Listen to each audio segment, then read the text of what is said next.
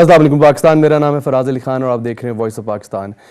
بھارت نے جو ایک ماسک پہنا ہوا تھا، ایک لبادہ اوڑھا ہوا تھا، shining India, bright India, peaceful India, حالیہ واقعات نے اور خاص کر کے مودی کی جو حکومتی پالیسی ہے شدت پسندی کی، اور اس میں بہت امپورٹنٹ رول پاکستان کی کرنٹ گورنمنٹ کا بھی ہے، انہوں نے شاید اس چہرے کو، اس مکروہ چہرے کے اوپر سے وہ نقاب کو اتار کے پھینک دیا ہے، اور اب دنیا بھر کے سامنے اور بہت ساری جو انٹرنیشنل آرگنائزیشنز ہیں، ایمنسٹی انٹرنیشنل ٹائپ کی، جو پیس کو اور ان کی مانیٹرنگ کرتی ہیں مختلف ایریاز میں، ان کے سامنے وہ بھارت کا مکروہ چہرہ کھل کے آ گیا ہے۔ اور اب لگتا یہ کہ شاید دنیا جو ہے وہ پاکستان کی پرسپیکٹو کو یا پاکستان کے پوائنٹ آف ویو کو بہتر طریقے سے سمجھ رہی ہے کہ اس خطے میں بھارت جو ہے وہی اصل سورس ہے ساری کے ساری دہشت گردی کی، کراس بارڈر ٹیررزم کی، ریجنل سٹیبلٹی کو ہمیشہ بھارت نے ہی ایک طریقے سے جیپٹائز کیا، پرابلم میں ڈالا مختلف ممالک کے لیے، وہ چاہے سری لنکا کے اندر تامل ٹائیگرز ہوں یا پاکستان کے اندر ڈیفرنٹ تحریکیں جو بھارت عسکری ونگز ہیں جن کو سپورٹ کرتی ہے فائنینشلی بھی اور اسلحے کے تھرو بھی، وہ چاہے افغانستان کے اندر ہی کیوں نہ ہو، جس کے اندر ہم نے دیکھا کہ جب بھی پیسفل یا پیس کی طرف ٹاکس ہوتی ہیں طالبان کے ساتھ میں تو اس کو سیبوٹاج کرنے کی کوشش کی جاتی ہے، نیپال کے اندر، میانمار میں، اور بہت ساری ڈیفرنٹ جگہیں جہاں پہ بھارت اپنی پراکسی وارز لڑ رہی ہے اور کوشش کر رہی ہے کسی نہ کسی طرح سے بھارت کا جو را ہے خاص کر ایک اس کو جو ملیٹنٹ ونگز ہیں ان کو سپورٹ بہت زیادہ دیتی ہے۔ اور جیسے میں نے پہلے بھی کہا پروگرام کے سٹارٹ میں، جو بھارت کا مکروہ چہرہ تھا اب لگتا ہے کہ شاید اس کے اوپر سے وہ نقاب اتار لیا گیا ہے، اور اس میں پاکستان کی کرنٹ گورنمنٹ کا ہیڈس آف ٹو دیم، جس طرح سے شاہ محمود قریشی صاحب اور جو کرنٹ فارن پالیسیز ہیں وہ اس کے اوپر بہت افیکٹولی کام کر رہے ہیں۔ ہم نے آج کے پروگرام میں اسی پہ بات کرنے کے لیے دعوت دی ہے اپنے ساتھ ارشاد محمود صاحب کو، آپ سینئر اینالسٹ ہیں اور سیکٹری انفارمیشن ہیں آزاد جموں اینڈ کشمیر کے، thank you for joining us sir.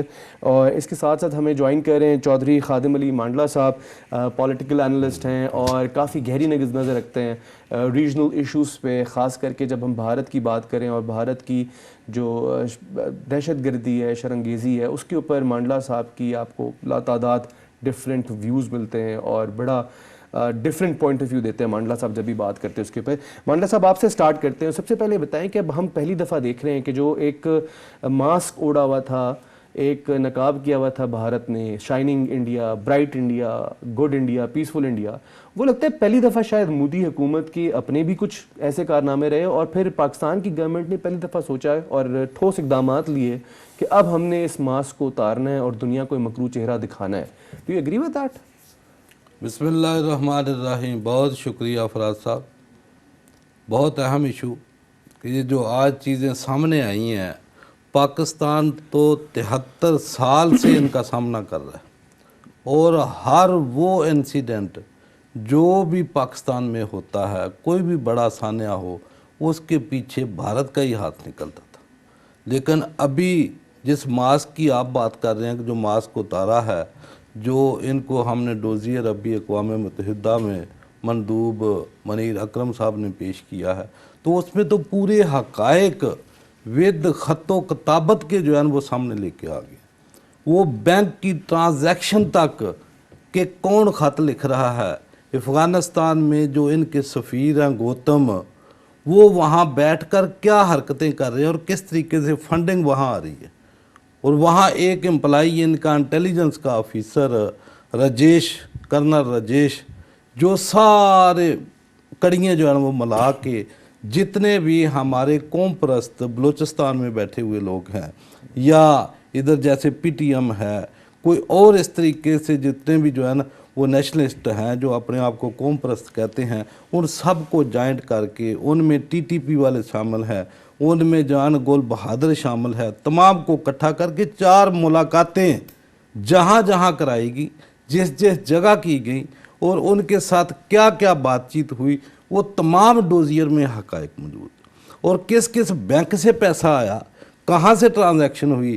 Indira Gandhi branch, airport branch جو ہے وہاں سے پیسے کی ٹرانزیکشن ہوتی ہے، 80 ارب روپیہ جو ہے نا وہ وہاں تقسیم کیا جاتا ہے، اور کس کس کو ملتا ہے۔ اس میں آپ یہ دیکھیں کہ جو الطاف حسین ہے اس کو 51 کروڑ روپیہ جو ہے نا وہ اس کے کھاتے میں گیا، इसी तरीके से 58 अरब और 57 करोड़ रुपया जो है ये दूसरी जो तंजीमें हैं उनको डिवाइड किया है। जब तकसीम करते हैं तो वो उनसे काम क्या लेते हैं, इनके ऑब्जेक्टिव क्या है। शुरू से ऑब्जेक्टिव, मेन और मेजर ऑब्जेक्टिव इनका ये है कि जो सी पैक है इसको सबोटाइज करना, इसको इस तरीके से इसकी शक्ल बिगाड़ दो, पैसे की इन्वायरमेंट। और एजे के और गलगित बल्तिस्तान में जो लोग इस तरीके की सोच रखते हैं, 2 करोड़ रुपया वहाँ भी तकसीम किया गया। अभी हाल ही में आपने देखा कि ये गलगित बल्तिस्तान में इलेक्शन तो यहाँ भी होते हैं, शुरू से होते आ रहे हैं। एक कॉन्सिक्वेंसी यानी कि GB2 में जो इलेक्शन है उसके नताइज के ऊपर बात होती है, गाड़ियाँ जल जाती हैं, सरकारी दफातर जल जाते हैं। हालांकि प्लानिंग तो बहुत बड़ी थी, लेकिन चूंकि ये सारा कुछ उनका पकड़ा गया, कबल अज वक्त ये सारी चीज़ें सामने आ गई, तो वो अमल दरामद उसके ऊपर नहीं हो सका। अगर ये अमल दरामद होता तो ये बहुत बड़ी तबाही जो है ना वो वहाँ भी आनी थी। और अभी ये सारे जो डोजियर हमने दिए हैं, पहले भी हर प्लेटफॉर्म के ऊपर हम बात करते हैं कि हमारे साथ जो कुछ हो रहा है ये भारत ही कराता है, लेकिन जिनके आगे हम पेश करते हैं उनकी आंखें बंद हैं, वो देखने के बावजूद अंधे हैं, सुनने के बावजूद वो गूंगे हैं, वो सुन नहीं रहे। लेकिन अभी जिन हक़ाइक़ को हमने खोल कर सामने पेश किया है, मेरा ख्याल है कि अभी दुनिया की आंखें खुलनी चाहिए। और ये जो दहशतगर्द, ये नरेंद्र मोदी तो बचपन से ही, शुरू से ही इसकी सोच, यानी कि इसको बूचर का लफ्ज़ देते थे, फिर अभी सेकंड हिटलर का नाम इसको देते हैं। मुसलमानों के जो है ना खून के साथ इसके हाथ रंगे हुए हैं। तो इसका वो फाशिस्ट जो है ना वो सोच, RSS की सोच वो लेकर ये मुल्क को चला रहा है। और यही अखंड भारत जो है ना वो इनको बनाने जा रहा है। अभी हाल ही में आपने देखा कि उनका जो यूपी है, अपर प्रदेश, वहाँ का आदित्यनाथ जो वज़ीर आला है, उसने हाल ही में क्या कानून पास किया है, ये किया है कि अगर कोई बंदा, यानी कि हालांकि उनका जो आइन है उसकी आर्टिकल जो 25 है उसमें लिखा हुआ है कि फ्रीडम, जो रिलीजियस फ्रीडम है, कि कोई भी बंदा अपना मजहब जो है वो चेंज कर सकता है, लेकिन उन्होंने इसके ऊपर पाबंदी लगा दी है, रोक दिया है कि रिलीजियस फ्रीडम पे। और जो इंडिया के अंदर माइनॉरिटीज़ के साथ हो रहा है, इस पे हम डिटेल मटेरियल के आगे बात करते हैं। अभी आपने डिज़ायर की बात की, डिज़ायर की, हम उस पर थोड़ा सा इरशाद महमूद साहब से बात करेंगे। सर, ये हम लोगों ने एक बड़ा ज़बरदस्त डिज़ायर बना के उनको दिया और जाके उसको हैंड ओवर किया मुनीर अकरम साहब ने खुद से, और हमने देखा कि पाकिस्तान ने एक दफ़ा फिर मुस्बत और बड़ा ज़बरदस्त तरीके से इसको इनिशिएट किया और उस डोजियर को ले जाके जो एक प्लेटफॉर्म था करेक्ट उधर दिया, और हमने एक रिस्पॉन्सिबल स्टेट होने का दोबारा से सबूत दिया है दुनिया को, इंटरनेशनल कम्युनिटी को, कि हम हवाई बातें नहीं कर रहे, हमारे पास प्रॉपर सबूत हैं। ये जैसे अब बता रहे थे मांडला साहब भी कि प्रॉपर बैंक ट्रांजैक्शंस हैं, उसके अंदर कॉन्टैक्ट्स नंबर हैं, कॉन्टैक्ट इन्फॉर्मेशंस हैं, स्लीपर सेल्स की इन्फॉर्मेशन सारी की सारी। वो इस तरह की पूरी सिचुएशन को क्रिएट करना, इसके पीछे अच्छा खासा हार्ड वर्क है हमारी एजेंसीज़ का, हमारे जो आला हुकाम बैठे हुए ऊपर उनका। तो do you think international community पे कुछ इफेक्ट आएगा इस दफ़ा? देखिए, इसमें बड़ी हार्ड एविडेंस पेश की गई है, बिल्कुल, और फैक्ट्स एंड फिगर्स के साथ पेश की गई, और ऐसी एविडेंस है कि जिसको आप जुटला नहीं सकते। उमूमी तौर पे ये होता है कि इस तरह की जो बातें होती हैं उनके आपके पास कोई एविडेंस नहीं होती, बैंक ट्रांजैक्शन की एविडेंस नहीं होती, कि क्योंकि जब दहशतगर्दों को जो माली इमदाद आती है उमूमी तौर पे वो बैगों में ही आती है, और आप उनको कहीं नकदी पैसा पहुंचाते रहते हैं। हमने देखा है इंडियन एविडेंस, आपकी बात कर रही है, हमने इंडियन एविडेंस हर दफ़ा ये देखा है कि जब भी बात की जाए, वो जिस चीज़ की बात की उसमें या तो कोई टॉफ़ी का रैपर लेकर आ जाते हैं पाकिस्तान का, कि देखें जी ये पाकिस्तान की टॉफ़ी का रैपर उधर से मिल गया हमें, या वो एक जैसे पुलवामा में हमने देखा था, उन्होंने वो नस्वार थी एक शायद कोई पाकिस्तान की, उसका लेकर आगे जी पाकिस्तान की नस्वार जो उसका पैकेट है। तो मैं कहना ये चाहता हूँ कि ये जो हार्ड एविडेंस है इसका ख़ास तौर पे जो वेस्ट है और जो इंटरनेशनल जो इदारे हैं उनमें बहुत इम्पैक्ट होता है, क्योंकि आपको पता ही है कि वो सारे लोग जो हैं वो बड़े ज़ाब्ते के साथ, डॉक्यूमेंट्स के साथ चलते हैं। वो कहते हैं भाई इसके आपके पास क्या सबूत, क्या। पहले भी आपको पता है कि बलूचिस्तान में जो मुदाखलत की बात है ये तो कोई आज की नहीं है, ये तो बहुत पुरानी बात है। परवेज़ मुशर्रफ साहब के दौर से हम देख रहे हैं, 2004-05 से लेके ये चल रहा था। उस वक्त से ये बहस बहुत ज़्यादा होती थी, और हम बहुत जितने भी जब भी सफारतकारों से या बाहर के लोगों से मिलने का मौका मिलता था तो वो कहते थे आप सबूत लेके क्यों नहीं आते।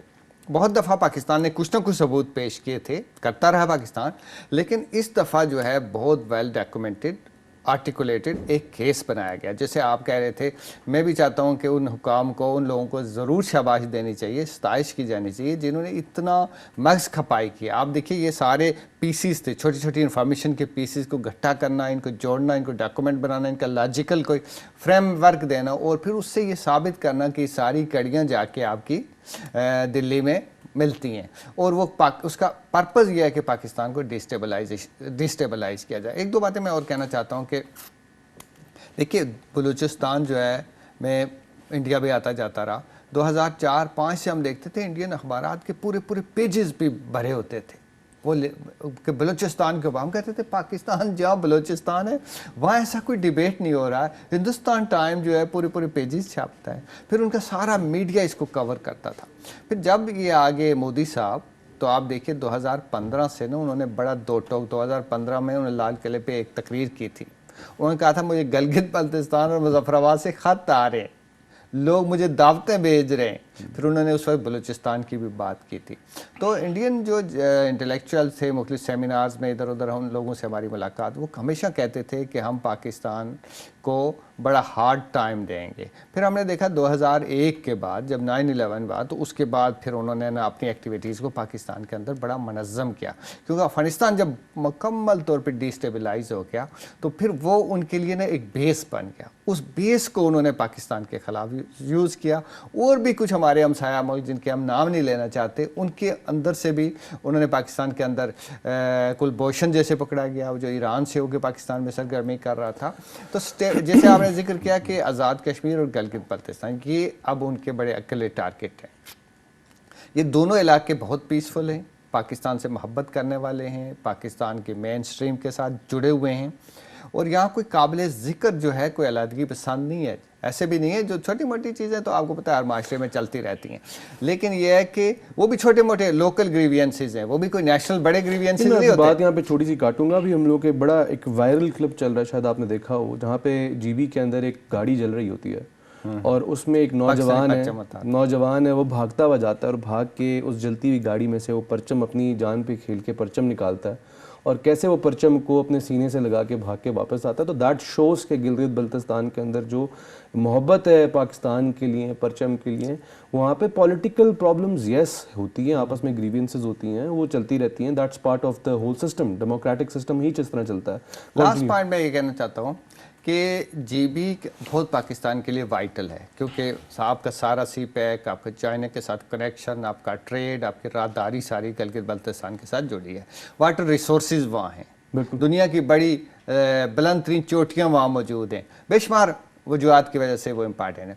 लेकिन हिंदुस्तान ने जो पिछले साल आपने देखा होगा कि 5 अगस्त को जो इकदाम किया कश्मीर में, उसके बाद उनकी एक स्ट्रेटजी ये रही है कि हमने गेम को चेंज कर देना। पहले गेम ये थी कि हमने मकबूजा कश्मीर में किसको फोकस किया हुआ था, वहाँ ह्यूमन राइट्स वायलेशन, वहाँ की आज़ादी, वहाँ की तहरीक, वहाँ की सारी बातें।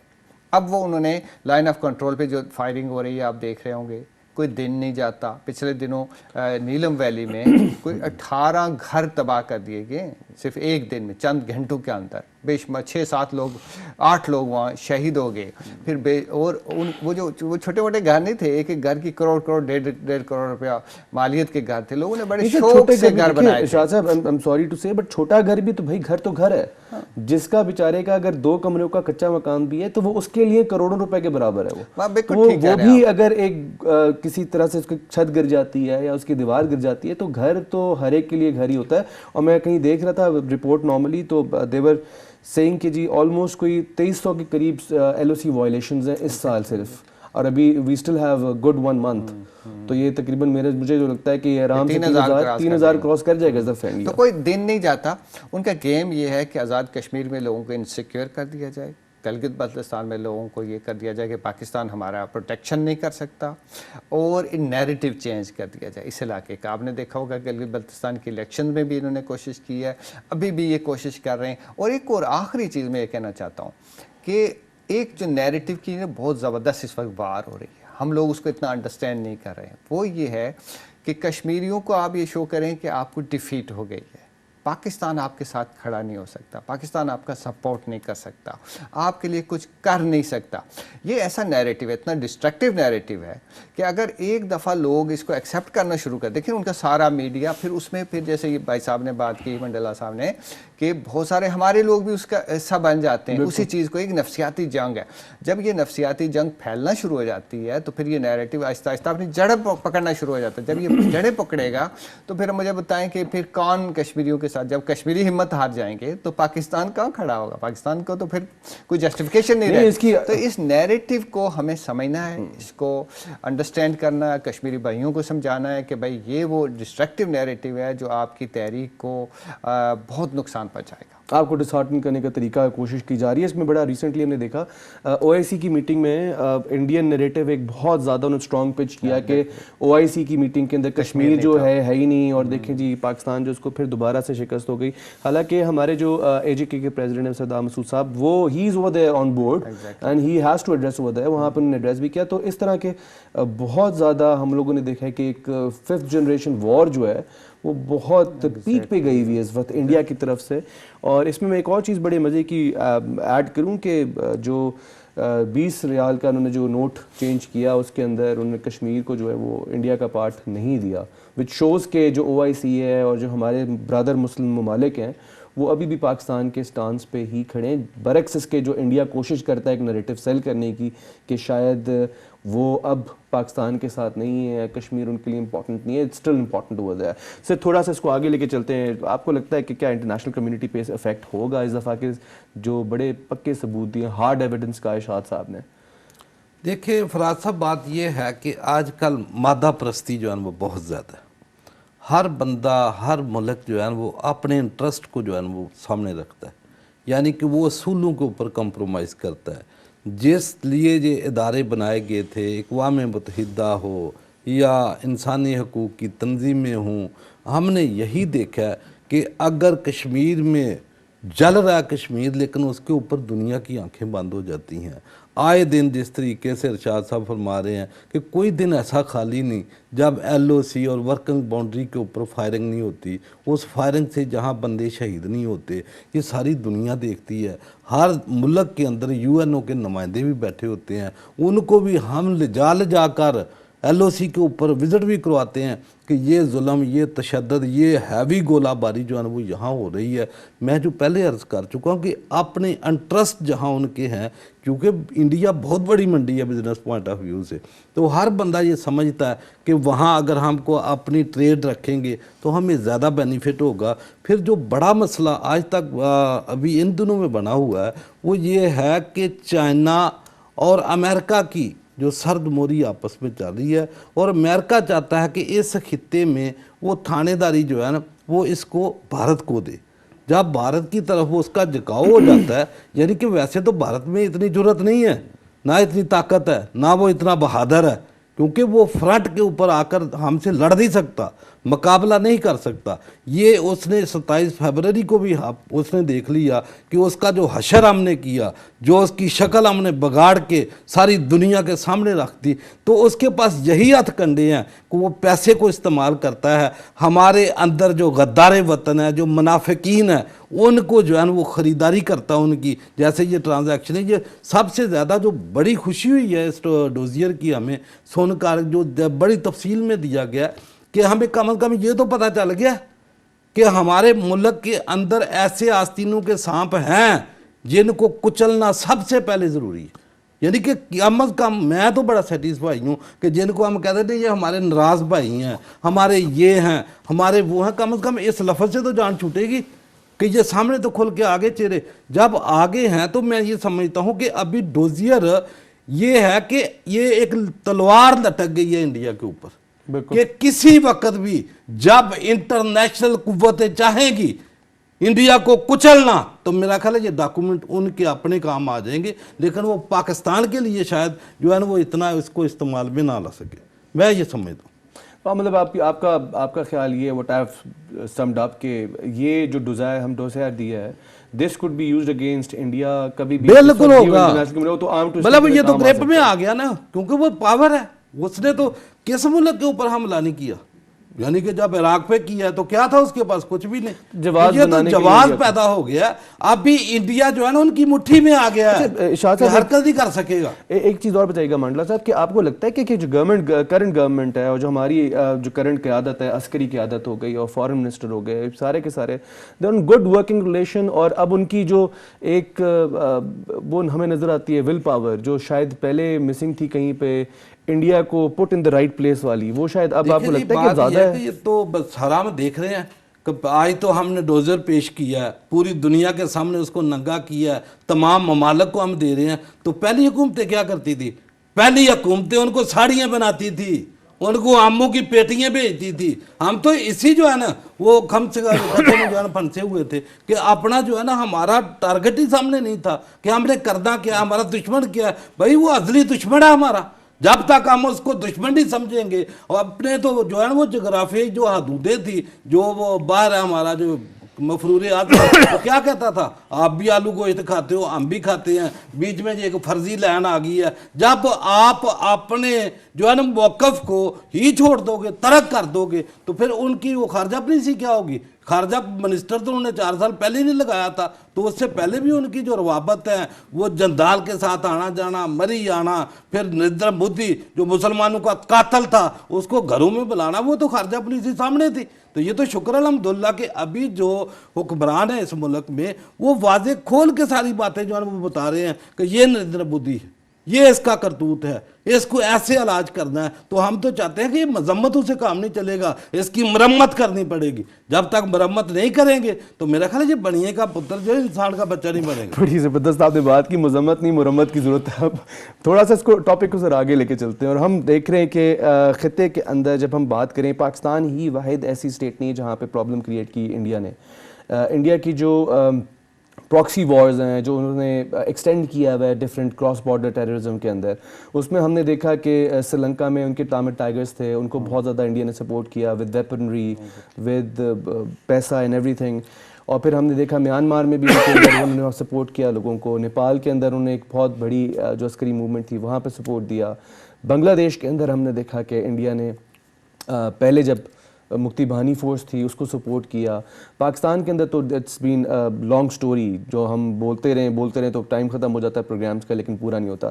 ایک تو تھوڑا سا ہمیں کچھ بتائیے گا کہ جو ریجنل ہم دیکھتے ہیں کہ ایک امپیکٹ کریٹ کرتا ہے انڈیا کراس بارڈر ٹیررزم میں, اور پھر خود روتا بھی ہے, اور اس کے ساتھ ساتھ ہم دیکھتے ہیں کہ جو پاکستان کی فورسز ہیں, آرمڈ فورسز ہیں, انہوں نے نہ جا کے صرف پاکستان کے اندر افیکٹولی اس کو کرب کیا, کنٹرول کیا, ہم نے دیکھا وہ افغانستان کے اندر بھی انہوں نے ہیلپ کیا. تامل ٹائیگرز کی بات کی جائے وہاں پہ بھی بڑی افیکٹولی ہماری فورسز نے جا کے انڈین ایگریشن کو ایک منہ توڑ جواب دیا, اور ان کو وہاں پہ کھانی پڑی منہ کی. تو دونوں چیزوں کو آپ کس طرح دیکھ رہے ہیں کہ کراس بارڈر ٹیررزم میں انڈیا کا رول ریجن میں, اور پھر ہماری آرم فورسز کی پروفیشنل اپروچ جہاں پہ وہ صرف پاکستان میں نہیں different parts of the world, different neighbouring countries میں جا کے ہیلپ آؤٹ کر رہی ہیں. دیکھیے آزادی کی فوراً بعد سے ہی اگر آپ دیکھیں تو انڈیا نے ایک بڑا ایگریسو ایٹیچیوڈ اختیار کر لیا تھا. 27 اکتوبر کو انہوں نے کشمیر میں فوجیں داخل کر دی, حالانکہ کشمیر میں فوجیں داخل کرنے کا کوئی جواز نہیں بنتا تھا, ان کا کوئی رائٹ نہیں تھا. 2 نیشن فارمولے کے مطابق انڈیا اور پاکستان کے درمیان جتنی ساری اور برطانیہ کے درمیان چیزیں ڈیسائیڈ ہوئی تھی, کشمیر کو پاکستان کا حصہ بننا تھا, اس کو نہیں بننے دیا. پھر انہوں نے کہا جی کہ چونکہ یہاں کے مہاراجا نے انڈیا کے ساتھ ہلاک کیا, چلو ہم آپ کی اس بات کو مان لیتے ہیں. حیدرآباد میں کیا ہوا, حیدرآباد کے میں آپ نے فوج کشی کر دی. پھر جوناگڑھ میں کیا ہوا, جوناگڑھ کے مہاراجا نے تو پاکستان سے ہلاک کر دیا تھا, وہ بیچارے جوناگڑھ والے آج تک وہ مہاراجا صاحب روتے رہتے ہیں, کہتے ہیں کہ بھائی ہم میری اسٹیٹ کو ریسٹور کراؤ. He was recently visiting Pakistan, ادھر یہاں پہ بھی کی انہوں نے. بالکل. تو میں یہ کہنا چاہتا ہوں کہ یہ پیٹرن ہمیں شروع سے نظر آتا. پھر آپ نے دیکھا ہوگا 62 میں جا کے چائنا کے ساتھ, پہلے انہوں نے کہا چائنا ہندی چائنی بھائی بھائی, ہندی چینی بھائی بھائی, تب بڑے یہ شیر و شکر ہو گئے تھے. پھر چائنا کے ساتھ ان کی وار ہوئی, ہیومیلیشن ہوئی ہے, ان کو عبرتناک قسم کی شکست ہوئی ہے. نہرو کو کہتے ہیں اسی کے رنج نے, اسی کے غم نے نا دکھ نے مارا تھا. اور پھر اس کے بعد کیا ہوا کہ انڈیا کا آپ کو ایک نیا چہرہ نظر تھا 65 کی بار. پھر 65 کے بعد جب اس کو بڑا پاکستان نے ایک ٹف ٹائم دیا تو اس کے بعد اس نے نا بنگلہ دیش کے اندر ایک پینیٹریشن کر دی. پولیٹیکل پینیٹریشن کی، مکتی بانی کی پینیٹریشن کی، میڈیا کے ذریعے کی، ہندو پاپولیشن کو یوز کیا، اور جو ہمارے لوکل انٹرنل ڈفرینسز تھے، جو پولیٹیکل جن کو میں کہتا ہوں نا گریوینسز جو ہر سوسائٹی میں پائے جاتے ہیں، ان گریوینسز کو اتنا ایکسپلائٹ کیا کہ وہاں کی رائے عامہ جو ہے وہ اینٹی پاکستان ہوئی. لیکن پھر بھی شاید کوئی رائے عامہ اتنی ہمارے پاس کوئی سروے نہیں ہے کہ پوری رائے عامہ ہمارے خلاف تھی، لیکن پھر فائنلی اس کے اندر مداخلت کر کے تو بنگلہ دیش بنا دیا. وہی پورا پیٹرن ہے انڈیا کا، مالدیو میں حکومتوں کو بدلنے میں، بھوٹان میں جو ہے نا ان کو وہ سرکنے نہیں دیتا، میانمار کے ساتھ، سری لنکا میں تو تامل ناڈو کے ساتھ اس کی جو لڑائی کا پانسا پلٹا اس وقت پلٹا جب پاکستان نے سری لنکن حکومت کی مدد کی. اسی وجہ سے آپ دیکھتے ہو کہ سری لنکن آج تک پاکستان کے ساتھ بڑی اپنی قربت کا اظہار بھی کرتے ہیں اور اس کو بار بار ڈیمونسٹریشن بھی کرتے رہتے ہیں. افغانستان میں کیا ہوا 2001 کے بعد سے لے کے، یہ تو کوئی ایک ایویڈنس نہیں ہے. امریکہ کے ایک سابق وزیر دفاع تھے، ان کا تو بیان بڑا اکثر ٹی وی چینلز پہ اور جگہ جگہ کوٹ پہ ہوتا رہتا ہے کہ جس میں وہ کہتے ہیں کہ انہوں نے افغانستان کی سرزمین کو پاکستان کے خلاف یوز کیا. ابھی بھی یہ جو ڈوزیئر جس کی ہم بات کرتے ہیں اس میں بھی یہ ایویڈنس بار بار جگہ جگہ موجود ہے. اب بھی ہمیں سب سے بڑا خطرہ جو ہے وہ یہ ہے کہ ہم پاکستان ایفرٹ کر رہے ہیں، امریکہ ایفرٹ کر رہا ہے، دنیا ایفرٹ کر رہی ہے افغانستان میں پیس ہو جائے، اسٹیبلٹی ہو جائے. لیکن آپ دیکھ رہے ہیں کابل میں بھی دھماکے ہو رہے ہیں، آپ دیکھ لیں قندھار میں بھی دھماکے ہو رہے ہیں، آپ دیکھ لیں جلال آباد میں بھی انسٹیبلٹی ہے، ہرات میں بھی، جگہ جگہ.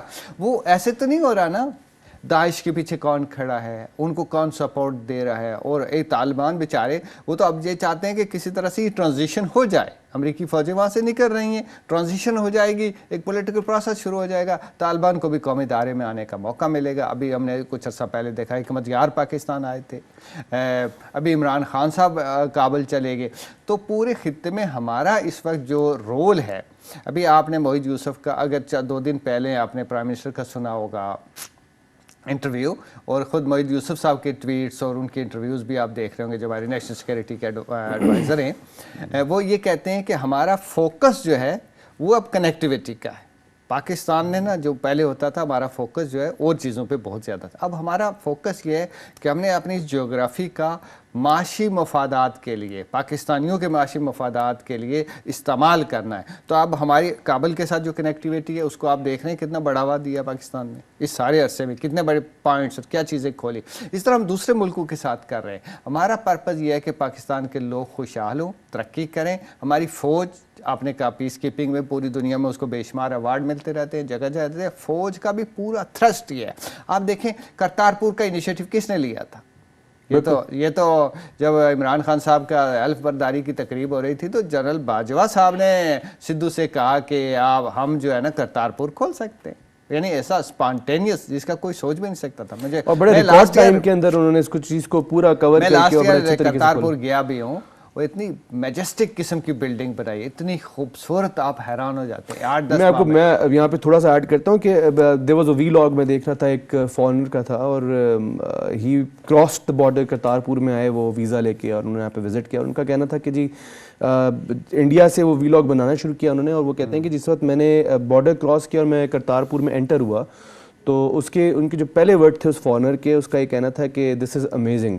اور میں یہاں پہ اسٹرکچر کو، اس کی صفائی ستھرائی اور سروس کو دیکھ کے حیران ہو گیا ہوں کہ ایک صرف لائن کا فرق ہے اور وہاں پہ اور یہاں پہ کتنا ڈفرینس ہے سروسز کا اور صفائی ستھرائی کا اور اوور آل انوائرمنٹ کا. اب ہم ٹاپک کو آگے لے کے چلیں گے، ڈیبیٹ اور بھی کریں گے، چیزوں کو ڈسکس کریں گے اور واپس آ کے ہم ڈسکس کریں گے ایک بہت امپورٹنٹ ایشو کو. ہم آپ کو بتائیں گے 2 دلت خواتین کا واقعہ، ایک بارڈر کے اس سائڈ پہ پاکستان میں، ان کے ساتھ پاکستان میں کیا ہوا، اور ایک اور دلت خاتون جو وہاں پہ تھیں انڈیا میں، اور ان کے ساتھ ان کا کیا فیٹ رہا، ان کے ساتھ کیا کیا گیا، ان کی کیا ڈیفرنٹلی ہوا. تو ہم اس کے اوپر سارا کے سارا ڈسکس کرتے ہیں، لیکن بات کریں گے سارا کے سارا واپس بریک پہ سے آ کے. دیکھتے رہیں وائس آف پاکستان.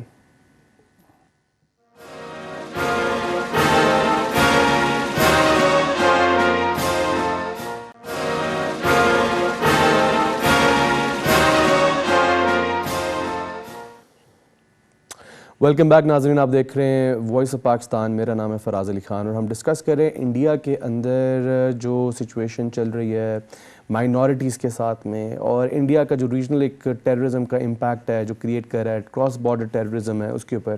اور ہمارے ساتھ آج ہمیں جوائن کیا ہوا ہے شاد محمود صاحب نے اینڈ چودھری خادم علی مانڈلا صاحب نے.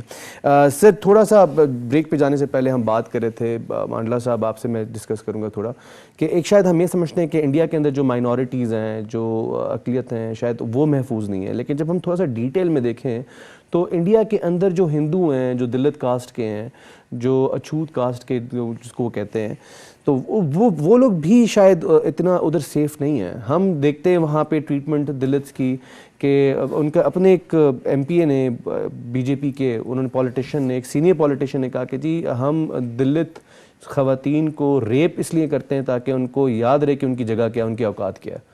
اور ہم نے یہ بھی دیکھا ریسنٹلی جو واقعہ ہوا حیدرآباد میں، کس طرح ایک دلت خاتون کو ریپ کیا گیا، اس کے بعد اس کی باڈی کو پھینک دیا گیا سفوکیٹ کر کے. پھر ایک اور دلت خاتون تھی، ان کو ریپ کیا گیا. جب وہ پولیس اسٹیشن گئی وہاں پہ، تو پولیس اسٹیشن کے اندر پولیس نے ان کو زندہ جلا دیا، اور زندہ جلانے کے بعد ان کی پھر باڈی بھی نہیں دی. پھر ایک پروٹیسٹ ہوا تھوڑا بہت، پھر اس کو پولیٹیشنز نے آ کے پولیٹیکل اس کے اوپر بڑا ایمفسائز کیا اور زور زبردستی کر کے اس کیس کو ختم کرایا کہ جی یہ دلت ہیں، اور یہ دلت خاتون جو خواتین جو ہیں ان کا شاید فیٹ یہ بس ٹھیک ہے، ان کی دے ڈیزرو اٹ. اور پھر ہم دیکھتے ہیں کراس بارڈر جب ہم پاکستان کے اندر آ جاتے ہیں تو ہم نے دیکھا کہ جی ہماری سندھ سے ایک دلت تھیں کرشنا کماری کوہلی صاحبہ، اور ان کو ہم نے سینیٹ آف پاکستان کے اندر سینیٹر بنایا، اور یہاں پہ بیٹھ کے دلت خاتون جو ہیں وہ پاکستان کی جو کانسٹیٹیوشن ہے اس میں she is playing very vital role, اور ان کے پاس وہ طاقت ساری کی ساری جو ایک مسلمان سینیٹر انجوائے کر رہے ہیں بیٹھ کے یہاں پہ، اس ٹائپ کی ٹریٹمنٹ دلتس کو یہاں مل رہی ہے، اور کراس بارڈر دلتس کو ہم اس طرح دیکھ رہے ہیں. تو یہ پورا جو ایک گیم چینج ہوئی ہے، اور یہ ساری کی ساری ہم دیکھتے ہیں دنیا کے سامنے اس طرح کی چیزیں کھل کر آ رہی ہیں. اس پوری سچویشن کو، انٹرسٹنگ سچویشن کو کس طرح دیکھ رہے ہیں آپ؟ دیکھیں فراز صاحب، بڑا کلیئر ہے کہ ہندو جو ہے نا، بنیا بالخصوص نریندر مودی، وہاں کوئی بھی مائنارٹی ہو، مسلمان ہوں تو ان کا حشر آئے روز آپ دیکھتے، وہاں کرسچن ہیں وہ ان کے ظلم اور جبر سے جو ہے محفوظ نہیں ہیں، وہاں اگر سکھ ہیں تو وہ ان کے ظلم سے جو ہے وہ محفوظ نہیں ہیں. جہاں تک دلت کی بات کرتے ہیں یا لو کاسٹ یا جو چھوٹ کاسٹ کے ہندو ہیں، ان کو وہ اپنے ہندو ہونے کے ساتھ ان کو بھی نچلے درجے کا انسان بھی نہیں سمجھتے. یہ ظلم کی انتہا ہے وہاں، اور پوری دنیا دیکھتی ہے. پچھلے دنوں آپ نے دیکھا کہ جن دنوں ٹرمپ بھارت میں آیا ہوا تھا، 3 دن دہلی کے اندر انسانوں کو کس طرح جلایا جا رہا تھا، ان کے مکانات کو کس طرح جلایا جا رہا تھا، کس طرح خون کے ساتھ ہولی کھیلی جا رہی تھی ٹرمپ کی موجودگی میں. تو ساری خبریں دنیا کے سامنے نہیں جاتی. لیکن پاکستان میں تو الحمدللہ کوئی بھی انسان کسی بھی مذہب فرقے سے اس کا تعلق کیوں نہیں ہے.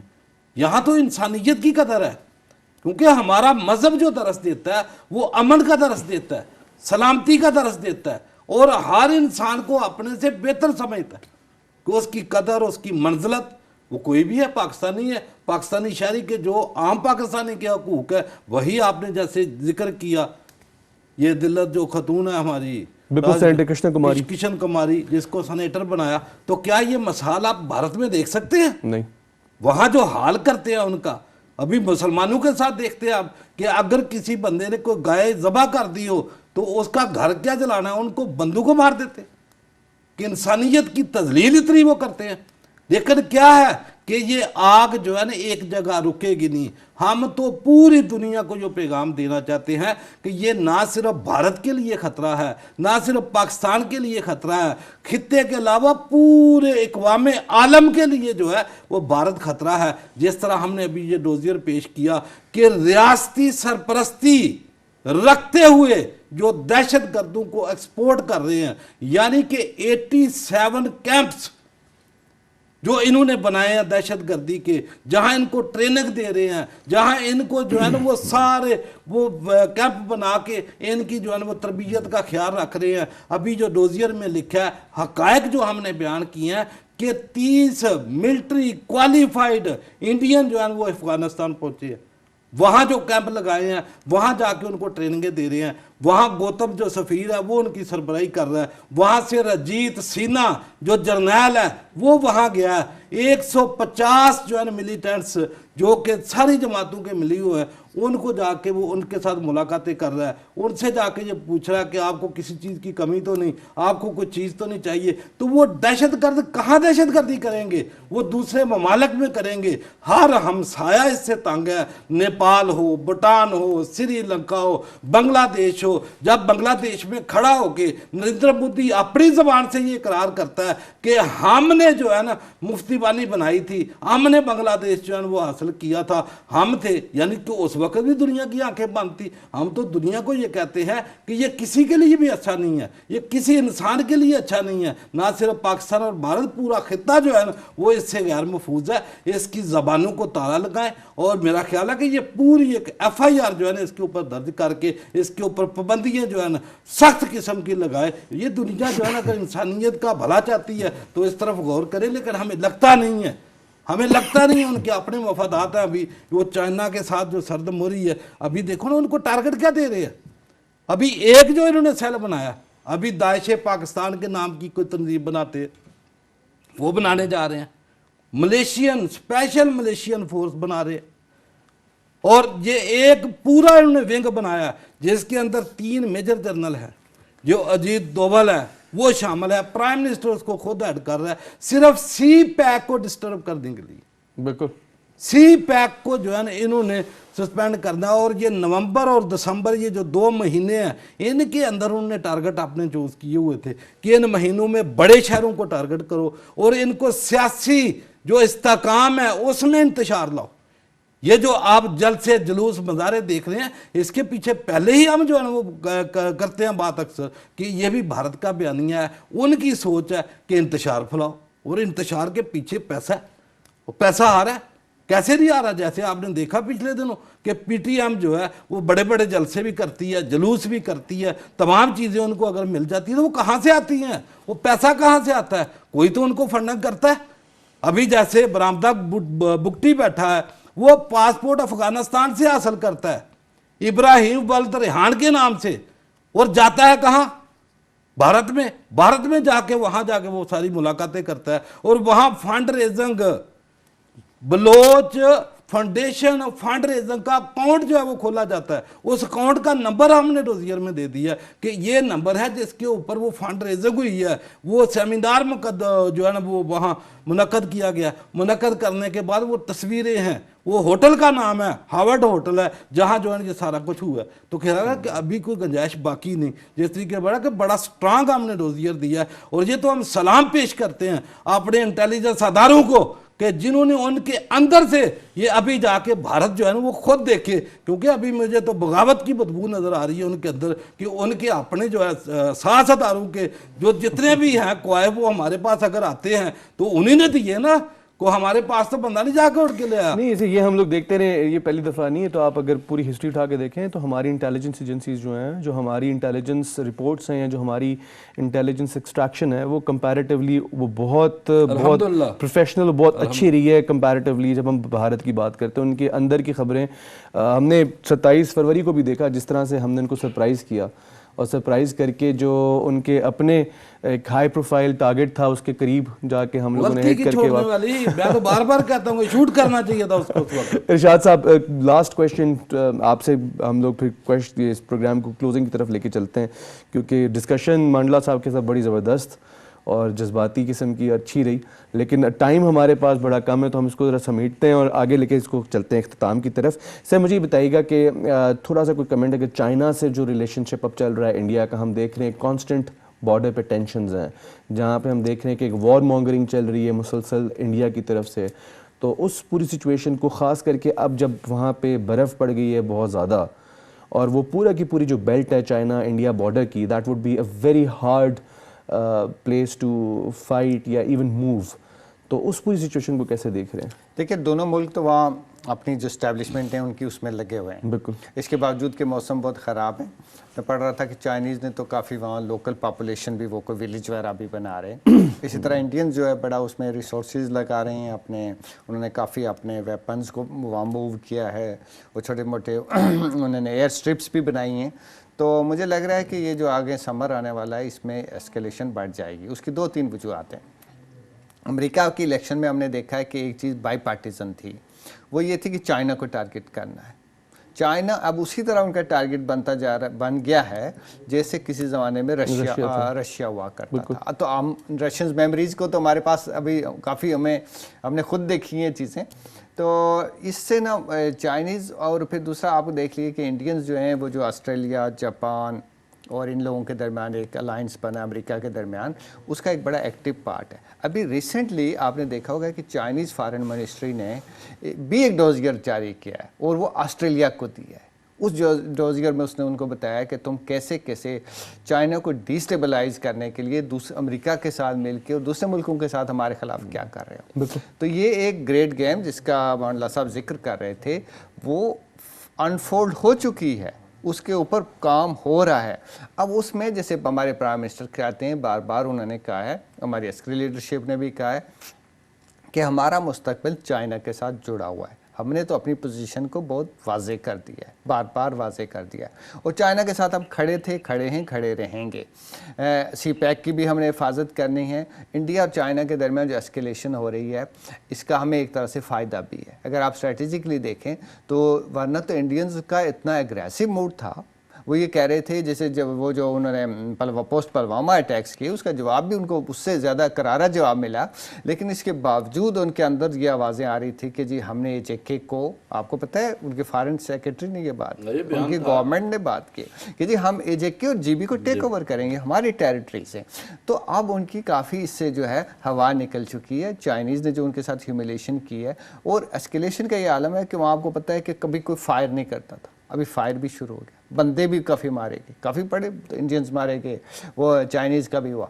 तो ये एस्केलेशन ग्लोबल जो सिनारियो उसकी वजह से भी बढ़ेगी, जो लोकल सिनारियो उसकी वजह से भी बढ़ रही है और दोनों मुल्कों के दरमियान एक कम्पेटिटिवनेस भी बहुत ज़्यादा है। मसलन जैसे चाइनीज़ की आप देखिए भूटान को उन्होंने लोअर इन किया, नेपाल को उन्होंने बड़े ताल्लुकात उसके साथ ज़बरदस्त उन्होंने कर लिए, म्यांमार को वो इक्विपमेंट भी दे रहे हैं, उसको सपोर्ट भी दे रहे हैं। जो हमारा बांग्लादेश है ये तो बिल्कुल हिंदुस्तान की गोद में बैठा हुआ था। आपको पता है पाकिस्तान के साथ इसके बड़े ख़राब ताल्लुकात का एक पैच गुजरा है, अब थोड़ा दोबारा वार्म अप हो रहे हैं, लेकिन चाइनीज़ ने उनको बहुत सपोर्ट दिया और उनको भी दोबारा खड़ा किया और उसकी वजह से अब वो जो बांग्लादेशी जो है आपको आहिस्ता आहिस्ता लग रहा है कि एक इंडिपेंडेंट ओपिनियन की तरफ जा रहे हैं। अफ़गानिस्तान के अंदर चाइनीज़ ने बहुत ह्यूज इन्वेस्टमेंट की है, फाइनेंशियल इन्वेस्टमेंट बहुत की है। तालिबान के साथ टाक्स का पता है आपको, आप जानते ही होंगे, सबसे पहला जो इनिशिएटिव है वो चाइनीज़ ने लिया था तालिबान के, तो उसके बाद रशियंस इन्वॉल्व हुए, उसके बाद बाकी दुनिया इन्वॉल्व हुई।